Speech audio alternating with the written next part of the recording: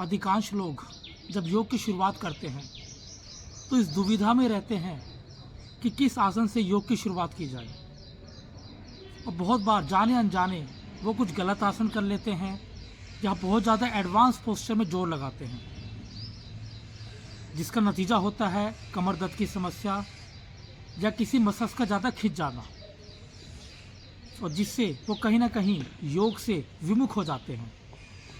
अगर आप एक बिगिनर स्टेज पर हैं और सोच रहे हैं किस आसन से शुरुआत की जाए, तो यह आज का वीडियो आपके लिए है।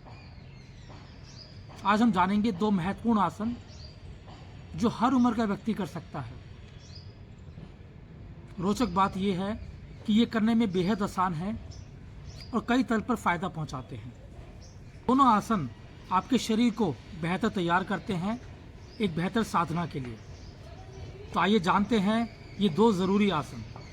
पहला आसन हम करेंगे मार्जरी बिटल आसन, जिसको हम कैट काउ पोज के नाम से भी जानते हैं। कैट काउ के लिए आप पहले टेबल पोजीशन में आएं। आपका घुटना और हिप एक ही लाइन में सीधा होना चाहिए, हाथों की उंगलियां खुली हुई।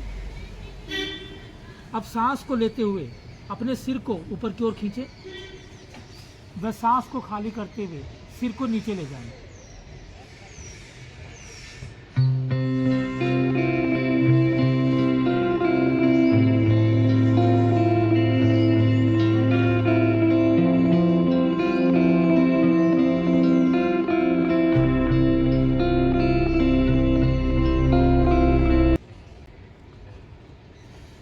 कैट काउ में आपने देखा होगा कि बार बार आपका जो कमर है और सिर, इसमें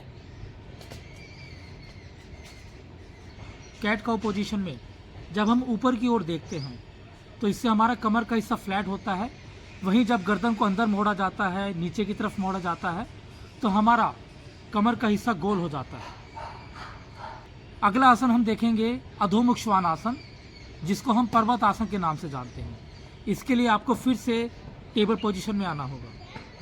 धीरे धीरे सांस को लेते हुए कमर को ऊपर उठाएं, अपने हिप को पीछे की ओर खींचें, व घुटनों को सीधा करते जाएं।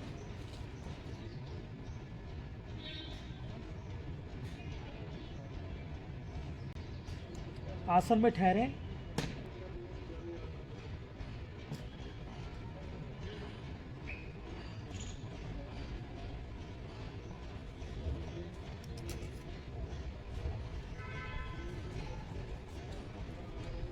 ये दोनों आसन, अधोमुख श्वान आसन व दूसरा मार्जरी बिटल आसन, जिसको हम कैट काउ के नाम से जानते हैं, दोनों ही अपनी कमर को स्ट्रेच करने के लिए बेहतरीन है। इसके साथ साथ अगर आपको कमर दर्द की समस्या है, साइटिका का पेन है या खाना ढंग से डाइजेस्ट नहीं होता, तो ये दोनों आसन बहुत इफेक्टिव होंगे। सुबह के समय अगर आप आलस का अनुभव करते हैं, आपके अंदर डलनेस रहती है, उदासी रहती है, तो ये दोनों आसन का थोड़ा सा प्रयोग भी आपको तरोताज़ा महसूस करा सकता है। अगर आप बैक पेन से पीड़ित हैं, उदासी से पीड़ित हैं, अस्थमा है, डिप्रेशन का शिकार हैं, तो दोनों ही आसन को आप बहुत सेफली कर सकते हैं। अगर सूर्य नमस्कार से पहले इन दोनों आसनों का अभ्यास किया जाए तो इससे आपका शरीर सूर्य नमस्कार के लिए बेहतर तैयार होता है। दोनों ही आसन आपकी चंद्र नाड़ी को एक्टिव करते हैं, जिससे आपका माइंड रिलैक्स होता है, स्ट्रेस भी कम होता है। तो अगर आप स्ट्रेस से निजात पाने के लिए कोई आसान आसन देख रहे हैं तो ये दोनों आसन आपके लिए बहुत कारगर होंगे। इसके अलावा दोनों ही आसनों में श्वास आपकी धीमी गति की होनी चाहिए। आसन में जोर बिल्कुल ना लगाएं। दोनों आसनों को आप कम से कम 2 से 3 बार अवश्य करें।